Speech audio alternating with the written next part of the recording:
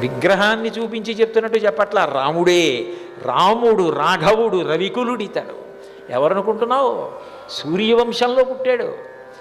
ఎందుకు ఆ మాట అనాలి? సూర్యవంశంలో పుట్టాడని ఎందుకు అనాలి అంటే, సూర్యవంశంలో పుట్టినటువంటి చక్రవర్తులలో ఏ ఒక్కరి పేరు తలుచుకున్నా ఆ రోజు చేసిన పాపం కూడా పోతుంది. అంతటి మహితాత్ములు. అందుకే మీరు శ్రీరామాయణం పరిశీలిస్తే, రామాయణం బాలకాండలో సీతారామ కళ్యాణం మనం అనుకున్నంత తేలిగ్గా ఏం అయిపోలేదు. నిజానికి మనందరం సీతారామ కళ్యాణం అంటే ఏదో రాముడు ధనుర్భంగం చేసేశాడు, వెంటనే జనక మహారాజు గారు కలశ తీసుకొచ్చేసాడు, కన్యాదానం చేసేశాడు, ఆవిడ మెల్లో వరమాలు వేసింది అనుకుంటారు. అలా ఏం జరగలేదు సీతారామ కళ్యాణం. రాముడు నేను తీసుకోనని చెప్పాడు సీతమ్మని, నాకు అక్కర్లేదు. ఎందుకో తెలుసా? అవిజ్ఞాయ పితుశ్చంద అయోధ్యాధిపతే ప్రభూ.